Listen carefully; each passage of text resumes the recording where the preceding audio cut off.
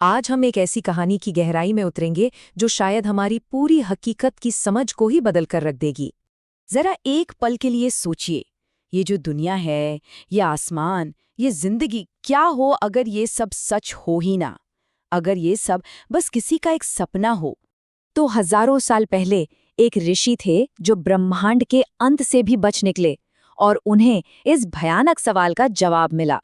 ये कहानी है महर्षि मार्कंडेय की, जिन्हें अमरता का वरदान तो मिला, लेकिन उस वरदान की ऐसी कीमत चुकानी पड़ी कि उन्होंने सृष्टि का वो रहस्य देख लिया जो किसी को नहीं देखना चाहिए था। तो चलिए, कहानी की शुरुआत होती है महाप्रलय से, यानी सब कुछ का अंत, पूरी सृष्टि का विनाश। देखिए, प्रलय कभी भी अचानक नहीं आता, वो हमेशा अपनी दस्तक देता है। सबसे पहले तो एक अजीब सा अलौकिक सन्नाटा छा गया। पक्षियों ने गाना बंद कर दिया। हवा भी जैसे थमसी गई। फिर आसमान का रंग बदलने लगा। वो नीला नहीं रहा, बल्कि एक बीमार बैंगनी सा हो गया। और हवा में जैसे शमशान की गंध भर गई थी। यहाँ तक कि देवता भी, ये जानते हुए कि क्या होने वाला है, अपने विमानों में बांटकर भाग खड़े हुए। और फिर शुरू हुआ विनाश का असली तांडव। सबसे पहले 100 सालों का सूखा, ऐसा सूखा कि नदियां भाप बन गईं और धरती में दरारें पड़ गईं। उसके बाद आसमान में एक नहीं बल्कि 7 सूरज एक साथ उगाए। इनकी आग को संवर्तक अग्नि कहते हैं, और इसने पत्थरों तक को पिघला दिया, समुद्रों को उबाल दिया। और जब आग का ये कहर थमा तो आसमान में पहाड़ों जैसे बादल घिराए और उनसे पानी की ऐसी धारें बरसीं कि पूरा ब्रह्मांड, सब कुछ पानी में डूबकर एक विशाल महासागर बन गया। इसी को कहते हैं एकार्णव। अब जरा सोचिए, इस महाविनाश के बीच एक अकेला इंसान जो जिंदा था। उनके लिए अमरता कोई वरदान नहीं थी, वो एक अभिशाप बन चुकी थी। एक ऐसी सजा जहां चारों तरफ मौत का सन्नाटा था और वो अकेले जिंदा थे। जब मर जाना ही सबसे बड़ा सुख था, तब उन्हें जीने पर मजबूर होना पड़ रहा था। वो चीखना चाहते थे, अपना ये वरदान वापस ले लो, मुझे मरने दो। लेकिन उनकी आवाज उस अनंत सागर की दहाड़ में कहीं खोकर रह गई। सोचिए उस यातना के बारे में। वहां न दिन था न रात, क्योंकि समय खुद मर चुका था। चारों तरफ बस पानी और सन्नाटा, इतना सन्नाटा कि उन्हें अपने दिल की धड़कन भी हथौड़े की चोट जैसी लगती थी। भूख और प्यास से शरीर जल रहा था, पर सबसे भयानक टॉर्चर क्या था? वो ये कि वो चाह कर भी मर नहीं सकते थे। और फिर उस अनंत निराशा और अंधेरे के बीच कुछ ऐसा दिखा जिसने सब कुछ बदल कर रख दिया। उस गहरे अंधेरे में अचानक एक दिव्य नीली रोशनी चमकी। वो रोशनी आ रही थी एक विशाल वट वृक्ष से, जो उस प्रलय के सागर के बीचों बीच खड़ा था।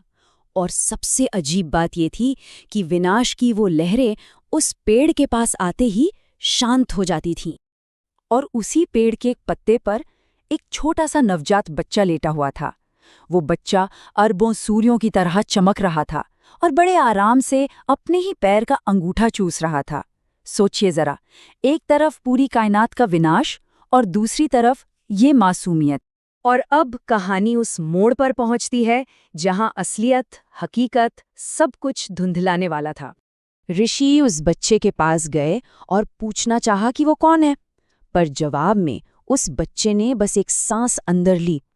और उस एक सांस में इतनी ताकत थी कि एक ब्रह्मांडीय बवंडर उठा और मार्कंडेय ऋषि एक तिनके की तरह उड़कर उस बच्चे के मुंह के अंदर खिंचे चले गए। अंदर पहुंचकर उन्होंने जो देखा वो दिमाग को सुन्न कर देने वाला था।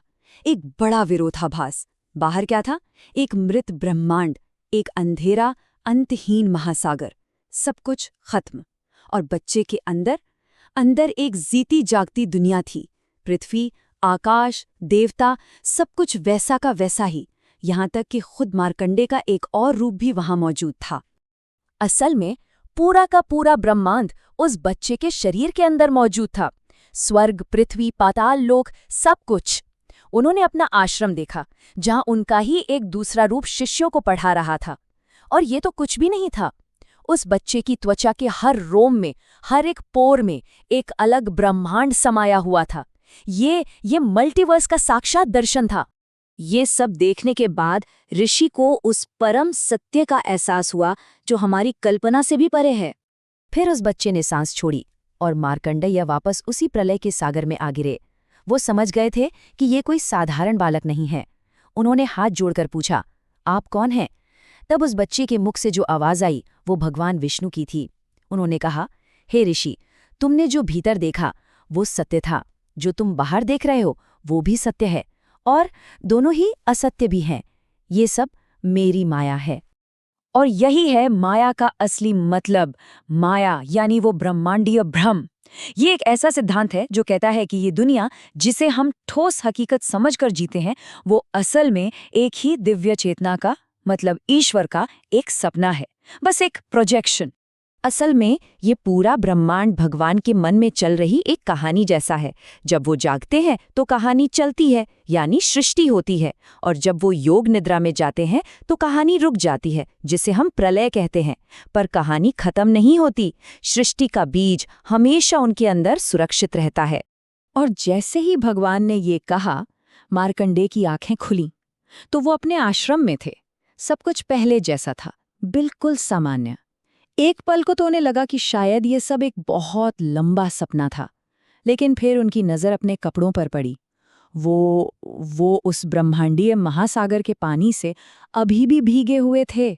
इस अनुभव ने मार्कंडेय को हमेशा के लिए बदल दिया, और उन्होंने हमारे युग के लिए, आज के समय के लिए एक चेतावनी दी थी कि एक दिन इंसान अपनी मशीनों से, अपनी टेक्नोलॉजी से अपनी खुद की माया बनाएगा और वो ये मानने लगेगा कि वही क्रिएटर है, वही रचयिता है। लेकिन अंत में असली एडमिनिस्ट्रेटर तो एक ही है। तो मार्कंडेय ने जो सीखा वो यही था कि हम इंसानों का जो अहंकार है वो उस दिव्य माया के अनंत विस्तार के सामने धूल के एक कण से ज्यादा कुछ भी नहीं है। और यही सवाल मार्कंडेय की कहानी हमारे लिए छोड़ जाती है कि क्या हम सब किसी दिव्य कहानी के बस किरदार हैं, या फिर हम अपनी हकीकत के, अपनी रियलिटी के खुद मालिक हैं? इस पर सोचिएगा जरूर।